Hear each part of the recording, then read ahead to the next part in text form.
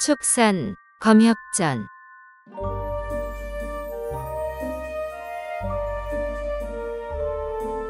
41화 3세의 동정남녀. 전생의 깊은 인연으로 명산의 영액을 구하러 가고 겨울이 금세 다가오니 딸을 데리고 성으로 향하네.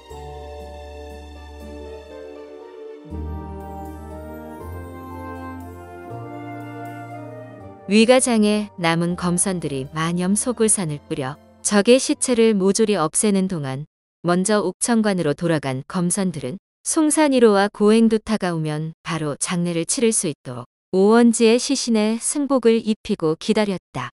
시림은 사부의 시신 곁에서 통곡하며 피 맺힌 원한을 갚겠노라 다짐했다. 용비의 구자모 의몽검을 맞은 완석과 효올의 12도천 신살에 당한 주문은 원원의 구전탈명 신단을 먹었으나 여전히 의식 불명이었다. 주문 곁에 딱 붙어앉아 눈물이 그렁그렁한 재금선은 숭산이로와 고행두타가 얼른 돌아와 치료해 주기를 간절히 바랐다. 이번 자은사 대결은 아미파의 대승이었다. 그러나 사상자가 없던 지난 아미투검과 달리 한 사람이 죽고 두 사람이 크게 다쳤다. 모두가 슬픔에 잠겨 있을 때 숭산이로와 고행두타가 후배 검선들을 데리고 돌아왔다. 주매가 단약을 여러 알 꺼내 완석을 치료하라며 추운수에게 절반을 건넨 후 서둘러 주문을 살피러 갔다. 제씨 남매가 서둘러 달려왔고 주매는 노심초사하는 재금선을 보며 덩달아 초조하고 마음이 아팠다. 주매가 재영운에게 깨끗한 물에 단약 하나를 개어오라 이르고 가위로 주문의 옷 소매를 잘랐다. 왼팔이 검푸른 색으로 변에 퉁퉁 부어오르고 좁쌀만한 상처에서 누런 진물이 흘렀다. 그래도 천만다행이다. 이 아이가 공력에 심오하고 언원 대사의 신단을 먹은 덕분에 이만한 것이야. 정말 큰일 날 뻔했어.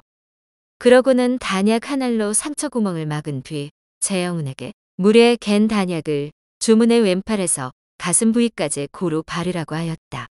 잠시 후 진물이 멎자 다시 재영운에게 단약 두 알을 건네며 천천히 녹아 들어가도록 주문의 입에 넣어두라고 하였다. 12도천 신살은 아주 지독하고 무시무시한 독이지. 우리 늙은이들도 감히 나서지 못하는데 이 녀석이 무슨 수로 당해내겠느냐? 이번에 위기를 넘기고 목숨을 보전하더라도 왼팔은 못 쓸지도 모르는데. 앞으로 수련하는데 어려움이 많겠구나. 이 탁월한 자질을 다 발휘하지 못한다면 정말 안타깝지 않겠느냐?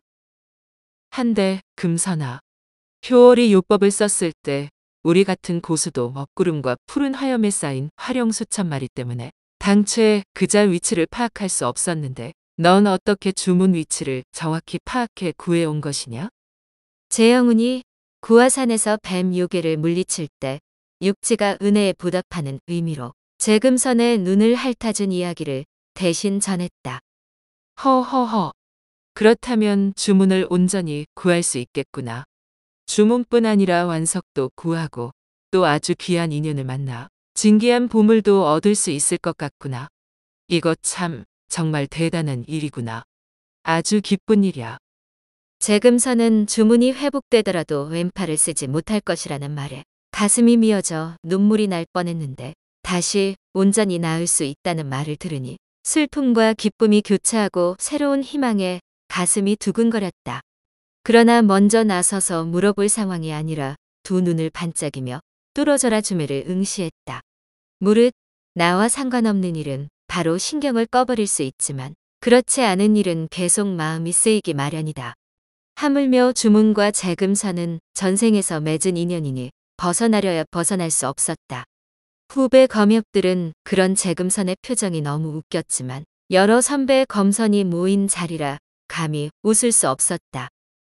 한편 추운수는 완석에게 단약을 먹이고 지켜보는 중이었다. 완석은 겨우 의식을 회복했으나 암적색으로 변한 왼팔 절단 부위의 통증이 심해 몹시 괴로워했다. 너무 고통스러운 나머지 몇 번이나 스스로 병해하려는 것을 추운수가 겨우 제지했다.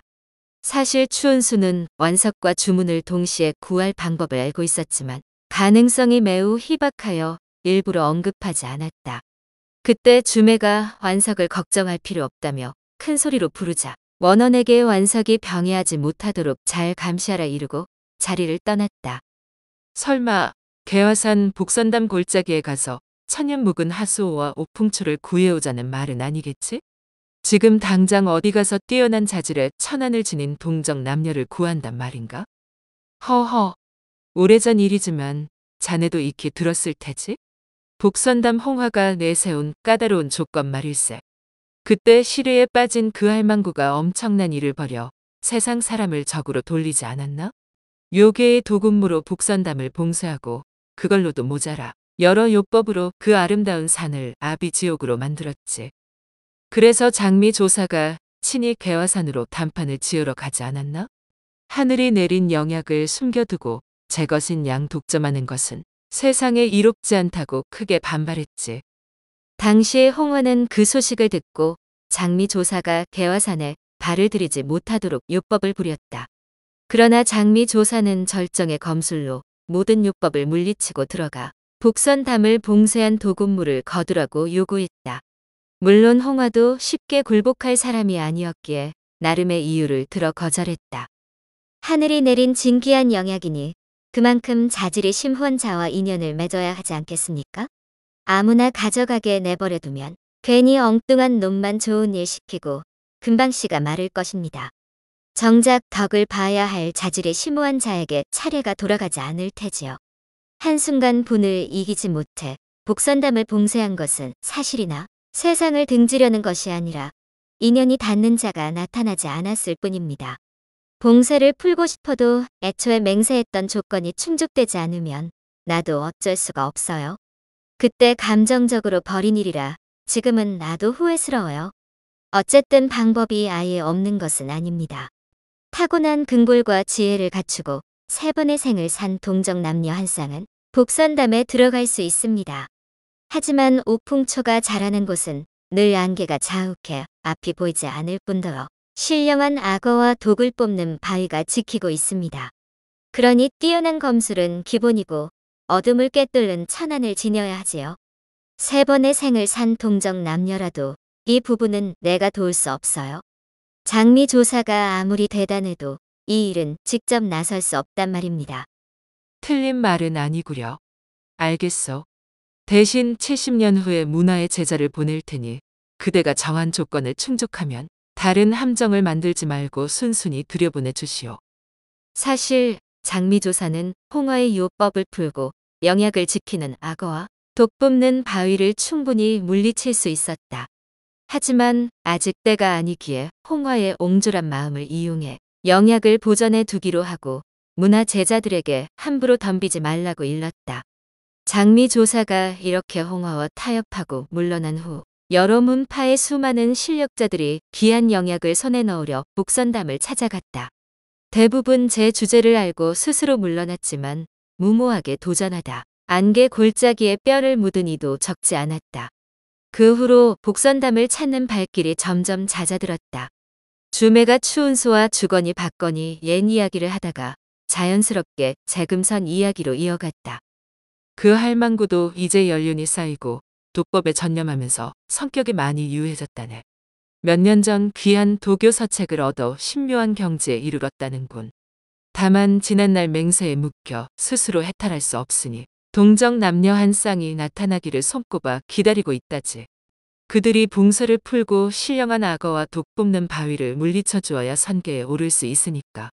그러니 지금이야말로 영약을 얻을 수 있는 절호의 기회란 말일세. 조금 전 금선이 효월의 무시무시한 독구름에 뛰어들어 주문을 구한 일이 예사롭지 않았는데 자운사 일을 마무리하느라 정신이 없어 자세히 물어보지 못했지. 그런데 방금 영훈에게 들으니 구화산에서 육지가 금선의 눈을 핥아준 일이 있었다는군. 게다가 금선과 주문은 둘 다 동정이고 세 번의 삶을 살았지. 이번에 두 사람이 복선담에 가서 영약을 넉넉히 구해오면 특제 단약을 만들어 두자고. 나중에 아미투검에서도 요긴하게 쓰이지 않겠나? 조금 전 원석이 병해하려는 것을 몇 번이나 막았네. 복선담 오풍초가 독을 제거하고 세사를 돋게 한다는 것을 알지만 마땅한 사람이 없어 방법이 없다고 생각했지. 한데 금선이 그런 덕을 쌓았을 줄은 몰랐군. 이번에 영약을 구해오면 훗날 여러 도우를 살릴 수 있을 터이니 정말 잘 되었네. 이렇게 지체할 시간이 없어. 자운사 일이 마무리되었으니 다들 제자리로 돌아가야지. 완석은 내가 형산에 데려가 금선이 영약을 구해올 때까지 보살피겠네.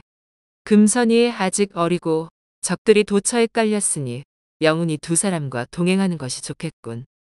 그 사이 단약 효과가 나타나 주문이 정신을 차렸다. 주문은 몸의 왼쪽이 마비되어 감각이 없고 오른쪽이 불에 댄 것처럼 화끈거렸지만 완성만큼 통증이 심하지는 않아 숭산이로에게 예를 갖추려 침상에서 내려오려 하였다. 주매가 얼른 다가가 주문을 다시 눕히고 방금 논의한 것을 말해주었다. 추운 수도 완석에게 가서 재금선 일행이 영약을 구해올 것이니 조금만 견디라고 다독였다. 완석은 통증이 너무 심해 아무것도 할 수 없는 상황이니 그저 참고 기다릴 수밖에 없었다.